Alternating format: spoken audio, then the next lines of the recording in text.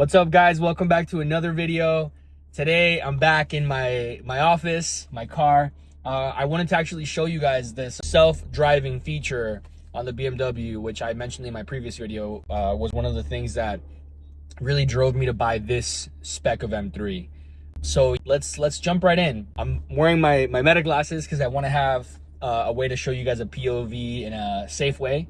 And I'm going to try to show you guys exactly how I'm using it, what are its capabilities, what are its limitations, and hopefully you guys like what I'm showing you, and you can give me comments below if you have any tips, because I have a feeling that maybe I'm not using it to its full capability. A little bit about the feature.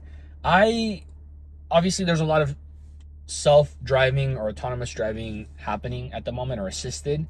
From what I understand, Tesla, or at least they're the most loose with how they frame their capability. They have it as full self-driving. I believe it's beta or something like that.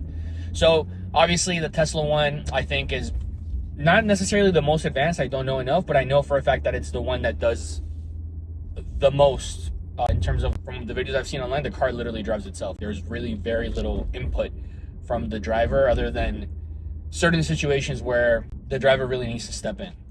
Now with BMW, my understanding is that it's marketed similarly, but from what I've experienced with mine, it's far from it. The closest thing that you have to full self-driving is a feature under 40 miles an hour only on the highway called Driver Assist Pro or something like that. And I'll show you guys exactly what that looks like. But it's limited, obviously, and it doesn't make turns, it doesn't really do anything. It just keeps the car on its lane, it keeps the distance from the car in front, and it doesn't let you crash. That's it. Also, it's constantly looking at your eyes, and you'll see in the video, the camera actually picks up I don't know if it's using LiDAR or whatever, the thing that's looking into my face to make sure I'm paying attention. So if you start texting or you turn away, it will flash and tell you to pay attention, or it turns off. But like many other cars, there's still another feature that is called driver assist. And honestly, it's basically a active cruise control with lane assist. And it's pretty decent. On the highway, it does, if you're doing a long trip or if you're driving a lot of traffic, it does what it needs to do. And as someone that didn't have this feature before, I use it all the time, especially in my morning commute, which tends to be very long. I use it a lot. So at least that feature kind of serves some purpose. The thing is, the Driver Assist Pro, let me actually clarify. But with that feature, you have to have your hands on the steering wheel, at least touching it. The thing is that the actual feature, the one that's the closest to full self-driving, that one doesn't work until you activate the other one. And it needs time to decide if you're allowed to do the full self-drive, like the Driver Assist Pro. So again, can the car drive itself? Does it have awareness? I think this car actually has LiDAR, meaning it doesn't rely only on cameras. Yes, it can.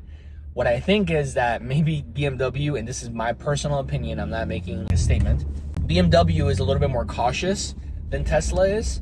And because this isn't being marketed as a pilot or a beta, they're more limited in what they're allowing the tool to do. My hope is, and I could be wrong, that at some point they roll out software updates to cars that have the functionality and the tools and the hardware to be able to actually one day full self-drive. Because what I'll show you guys in my video is that the car is aware, like Tesla, of other vehicles around it.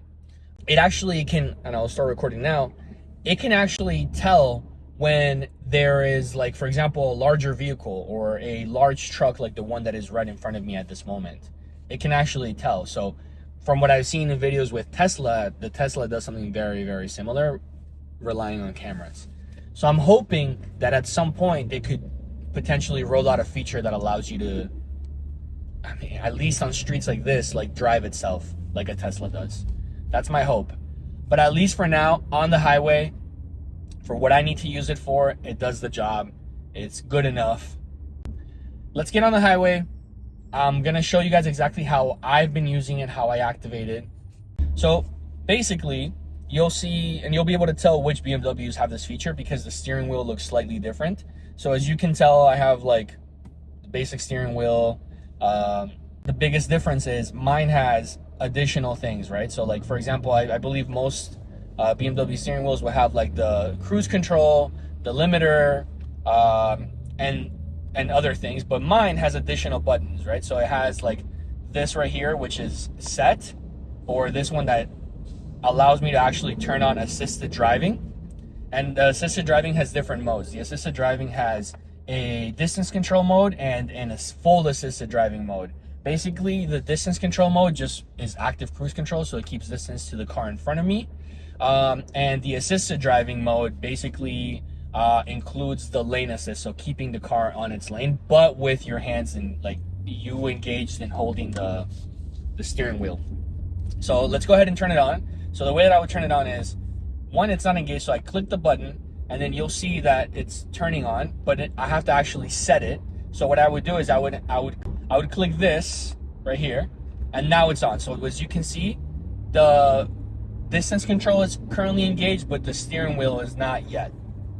But you can tell that the car is aware of things surrounding it. So right now, for example, it's braking on its own. It saw that I made a lane change and it's braking on its own. But the actual steering wheel hasn't been engaged until now. So now you can see that we have both the distance control and the assisted driving, like the steering wheel turned on, and the car is aware of the car directly in front of it and cars to the left. So now what this allows me to do, and you can tell I took my hands off for a second, I didn't engage. I can actually switch lanes with this when it allows me, but right now it's not, because there's a car in the other lane. And it's currently thinking that that's a sedan, but it's clearly a big truck. So let's see if it'll actually switch lanes for me. It's not doing it, so I'm gonna have to do it myself. So I switch lanes. So basically right now I'm in the assisted driving. It's keeping the car in the lane. I'm able to set a speed that I want it to go to, but if I release my hands, it will eventually ask me to put them back. So let's go ahead and do that test. My hands are off.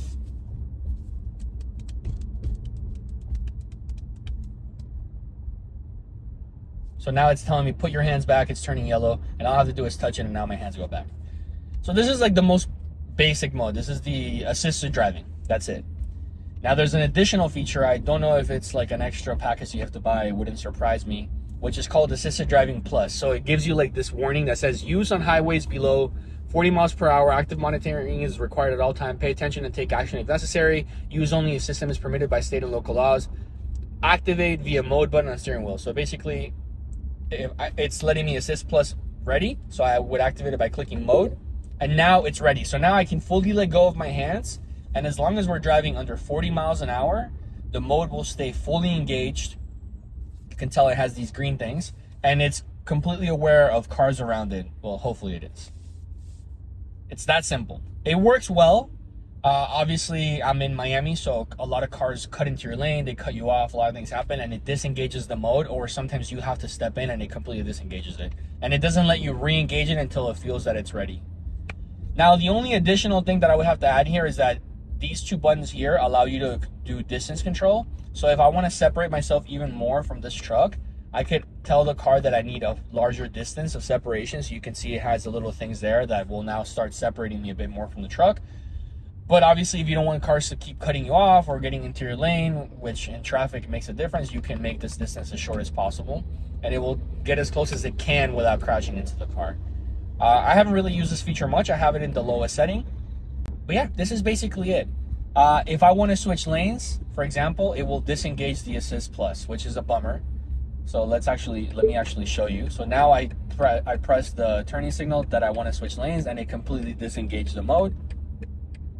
This is Miami, so you have to literally throw your car in there.